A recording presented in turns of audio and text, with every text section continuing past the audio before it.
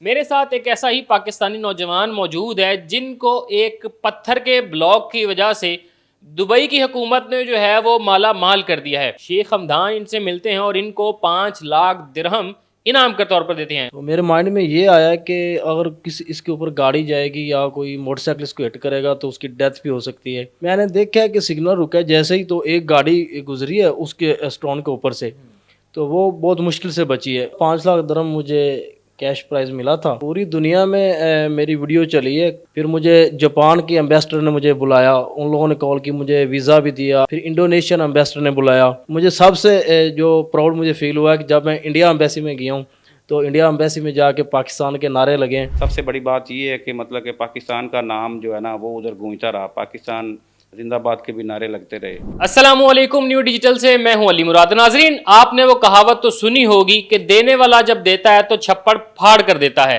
میرے ساتھ ایک ایسا ہی پاکستانی نوجوان موجود ہے جن کو ایک پتھر کے بلاک کی وجہ سے دبئی کی حکومت نے جو ہے وہ مالا مال کر دیا ہے۔ یہ نوجوان جو ہے وہ دبئی میں جو ہے فوڈ ڈیلیوری کا کام کرتے ہیں، اور جب ڈیلیوری پر جا رہے ہیں تو دیکھتے ہیں کہ روڈ کے بالکل بیچوں بیچ جو ہے وہ ایک بلاک گرا پڑا ہے۔ انہوں نے جو ہے وہ اپنے فلاحی طور پر اس برک کو اٹھایا اور اٹھا کر سائڈ پر کر دیا، جس کے بدلے میں جو دبئی کی حکومت ان کو مالا مال کر دیتی ہے۔ شیخ حمدان ان سے ملتے ہیں اور ان کو 5 لاکھ درہم انعام کے طور پر دیتے ہیں۔ آئیے اس نوجوان کی جو ہے وہ کہانی جانتے ہیں کہ آخر کیا سوچا تھا کہ جب اس برک کو اٹھاؤں گا تو اتنا مالا مال ہو جاؤں گا۔ السلام علیکم جی وعلیکم السلام۔ بھائی، کیسے ہیں آپ؟ ٹھیک ہیں الحمدللہ، آپ کیسے ہیں بھائی؟ ٹھیک ہے جی الحمدللہ۔ کچھ دیر پہلے جو ہے وہ چند ماہ قبل جو ہے وہ سوشل میڈیا پہ ایک ویڈیو وائرل ہوتی ہے جس میں دبئی میں سڑک کے بیچ جو ہے وہ ایک بلاک پڑا ہوتا ہے اور اس کو ایک ڈیلیوری بوائے جو ہے وہ اٹھا کر سائڈ پہ کرتا ہے۔ تو ڈیلیوری بوائے آپ ہیں تو بتائیے گا کہ یہ معاملہ کیسے پیش آئے؟ جی میں روٹین وائز جیسے میرے پاس آرڈر ہوتے ہیں، میں جا رہا تھا اپنے ڈیوٹی پہ، تو ایک دن میں نے دیکھا کہ سگنل کے اوپر وہ پڑے تھے بلاک، تو میرے مائنڈ میں یہ آیا کہ اگر کسی اس کے اوپر گاڑی جائے گی یا کوئی موٹر سائیکل اس کو ہٹ کرے گا تو اس کی ڈیتھ بھی ہو سکتی ہے، اور بھی جانی نقصان ہو سکتا تھا۔ تو میں نے سوچا اس کو سائڈ پہ اٹھا کے سائڈ پہ کر دوں تو وہی بہتر ہے۔ میرے مائنڈ میں یہ چل رہی تھی چیز۔ میں نے دیکھا کہ سگنل رکا جیسے ہی تو ایک گاڑی گزری ہے اس کے اسٹون کے اوپر سے، تو وہ بہت مشکل سے بچی ہے، یعنی کہ اس نے کلٹی کر جانا تھا۔ تو پھر میں نے ویٹ کیا اپنے سگنل کا کہ یہ رکتا ہے تو میں اٹھاتا ہوں۔ جیسے میرا سگنل رکا ہے میں بھاگ کے گیا ہوں، جا کے میں نے وہ اسٹون وغیرہ اٹھائے ہیں، اٹھا کے سائڈ پہ کیے ہیں، اور میں روٹین وائز اپنے کام پہ چلا گیا۔ تو ایک چیز یہ ہے کہ جب آپ کے ذہن میں تب تھا کہ گورنمنٹ جو ہے وہ اس طرح کی چیزیں جو نوٹ کرے گی یا مجھے جو ہے وہ اتنا زیادہ مال و مال کر دے گی؟ نہیں ایسی کوئی بات نہیں ہے۔ میں نے تو مائنڈ میں کبھی سوچا بھی نہیں تھا کہ ویڈیو میری وائرل ہو جائے گی یا مجھے دبئی کے جو پرنس ہیں وہ مجھے بلائیں گے یا مجھے انعام ملے گا، ایسے نہیں ہے۔ میں نے تو رینڈم جو جیسے ہمارے اسلام میں بھی ہے کہ اگر آپ کوئی اچھا کام کرتے ہو تو اس کا آپ کو صلہ ملتا ہے، تو میں نے وہی فالو کیا ہے، تو میں نے اٹھا کے سائڈ پہ کی اور میں چلا گیا۔ ایک بڑی اہم چیز ہے کہ یہ ویڈیو جو ہے 5 سے 6 ماہ پہلے جو ہے یہ وائرل ہوتی ہے، تو اس میں یہ بڑی اہم چیز ہے کہ وہ ڈیلیوری بوائے آپ کو ہی فائنڈ کرنا کہ آپ ہی ہیں وہ۔ یہ سارے جو ہے وہ چیکنگز کیسے کی گئیں، وہ پروٹوکولز کیا کیا تھے؟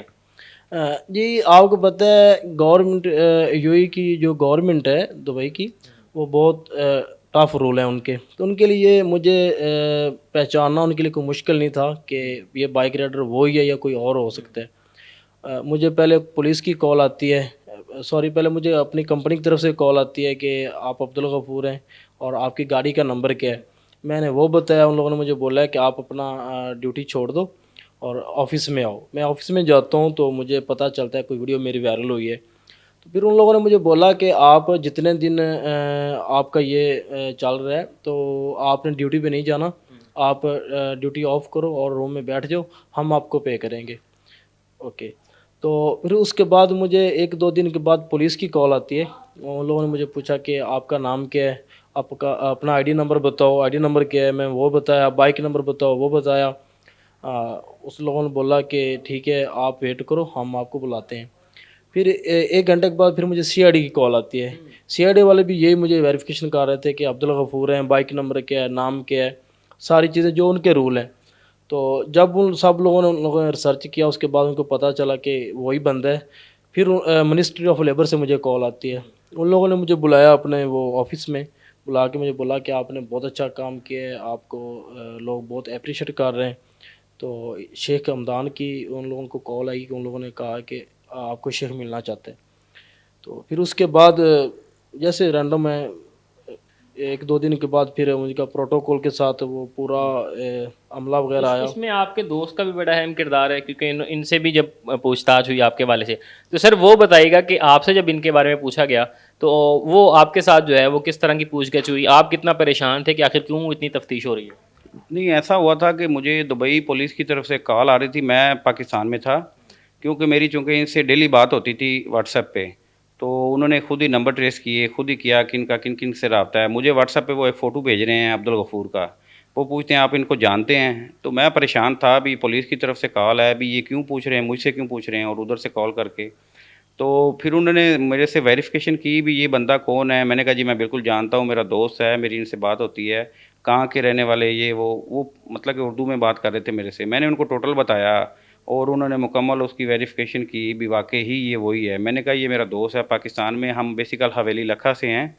تو انہوں نے سارا کچھ نوٹ کرنے کے بعد انہوں نے کہا بھی ٹھیک ہے، آپ کا بہت شکریہ، آپ نے مکمل بتایا. ان کے بعد پھر ان سے مطلب کہ کراس میچ کیا انہوں نے میری بات اور ان کو آپس میں میچنگ کی، اور انہوں نے پھر دیکھا کہ یہ عبدالغفور وہی ہے جس نے بلاک اٹھائے ہیں.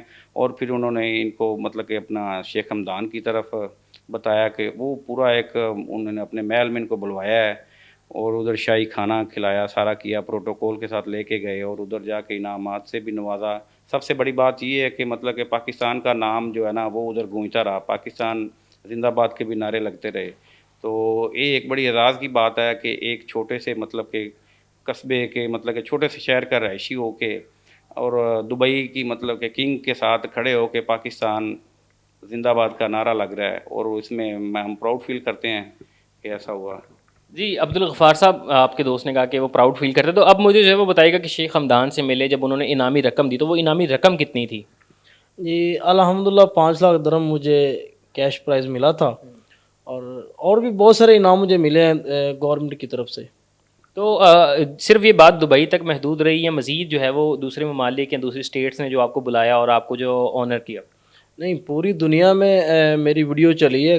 مجھے کافی لوگوں نے مجھے اپریشیٹ کیا ہے. میرے دوست آسٹریلیا میں ہوتے ہیں، یو ایس اے میں ہوتے ہیں، ادھر سے مجھے کالیں آ رہی تھیں. پھر مجھے جاپان کے ایمبیسڈر نے مجھے بلایا، ان لوگوں نے کال کی، مجھے ویزا بھی دیا، اسپانسر بھیجا، میں جاپان میں گیا ہوں. پھر انڈونیشین ایمبیسڈر نے بلایا، ان کی ایمبیسی میں گیا ہوں. پھر انڈیا نے بلایا.